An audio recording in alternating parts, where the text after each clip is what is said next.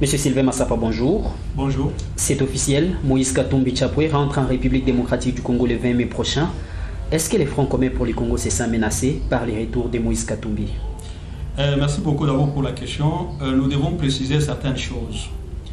Le Congo n'est pas dans une période de la campagne électorale. Nous sommes dans une période de la gestion normale de la République. Il faut que les gens le sachent. Nous avons connu les élections. Il y a eu un président, il y a eu des députés nationaux et des députés provinciaux. Nous avons des gouverneurs, nous avons des sénateurs. Ici, nous devons nous concentrer par rapport à la gestion de la République. Moïse Katumbi rentre au Congo. Nous ne pouvons que lui souhaiter la bienvenue. Parce que lui-même, si nous l'avons bien suivi au niveau d'une chaîne internationale, il a dit qu'il vient faire l'opposition républicaine. Écoutez, la République démocratique du Congo actuellement a besoin de cette opposition.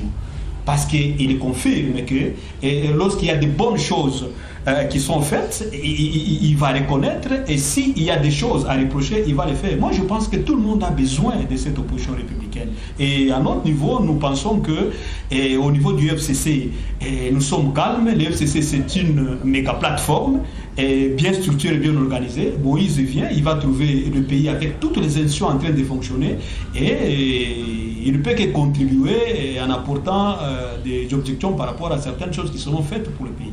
Il promet de pouvoir mener une lutte farouche au Front commun pour le Congo avec ses députés nommés, il a bien précisé nommés, au niveau de l'Assemblée nationale et du Sénat pour pouvoir modifier la constitution de la République démocratique du Congo. Écoutez, je crois que, je l'ai dit, nous devons avoir du respect vis-à-vis des institutions du pays. Pourquoi je dis ça?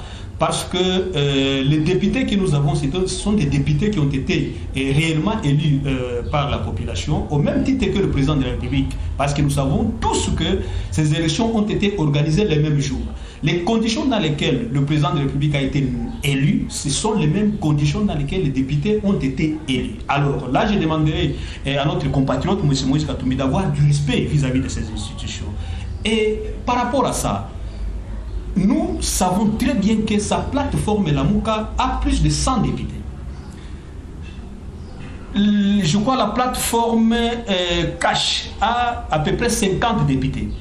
Et lui peut nous dire que ces députés-là ont été nommés par l'autorité morale du FCC. Bon, je crois qu'à un certain moment, nous devons avoir des retenues dans les déclarations que nous sommes en train de faire. Si lui reconnaît que les plus de 100 députés de Lamuka ont été nommés par l'autorité morale du FCC, il doit d'abord commencer par demander à ces députés là-bas de ne pas siéger parce qu'ils ont été nommés.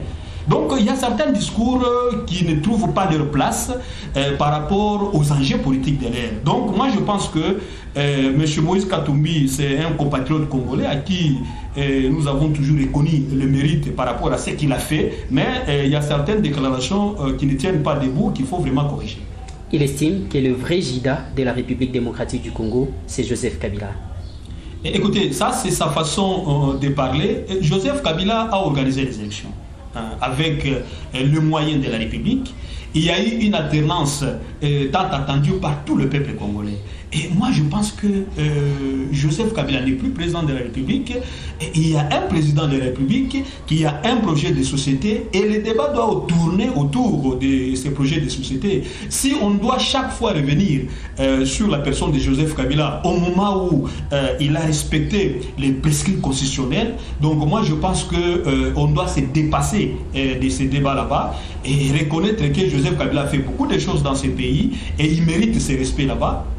Je crois que M. Moïse doit s'adapter par rapport à cette dynamique politique que la République démocratique du Congo a connue et se concentrer par rapport à la situation politique que nous avons actuellement. Il promet de revenir au pays pour lutter pour le développement de la République démocratique du Congo, mais aussi l'amélioration des conditions sociales de la population RD congolaise. Est-ce une façon de venir corriger la gestion des 18 années du Front commun pour le Congo? Écoutez, c'est ce que nous avons dit. Et lui-même l'a dit qu'il vient faire l'opposition républicaine. Et c'est ça. Quand nous parlons de l'opposition républicaine, nous faisons allusion à tout ça. Lorsqu'il vient avec des idées constructives, donc des objections visant à corriger certaines choses, le peuple congolais vraiment a besoin de ça. Et même au niveau de la province du Haut-Katanga, je vois que l'actuel gouverneur a besoin de gens qui ont une certaine forme d'expertise pour contribuer au développement de cette province. Donc moi je pense que nous avons besoin de ça. pour voir comment est-ce que nous pouvons corriger certaines erreurs du passé et voir comment est-ce que nous pouvons avancer ensemble notre pays. Monsieur Sylvain Massapa, un patriote, sera à l'aéroport d'Eloano, Lubumbashi, pour accueillir Moïse Katumbi Chapwe. Tout dépendra de ma disponibilité. Et ne perdons pas de vue que je suis présentement à Likasi. Je travaille à Likasi. Je ne peux pas laisser le travail qu'ils sont en train de faire, parce que même le travail qu'ils sont en train de faire, c'est un travail de la patrie. Et je pense que nous devons voir la disponibilité, si cela nous permettait. Bon, qu'est-ce qui nous empêcherait d'aller les saluer, et surtout qu'il a fait à peu près 3 ans en dehors du pays. C'est Sylvain Massapa, merci. C'est moi qui vous dis merci.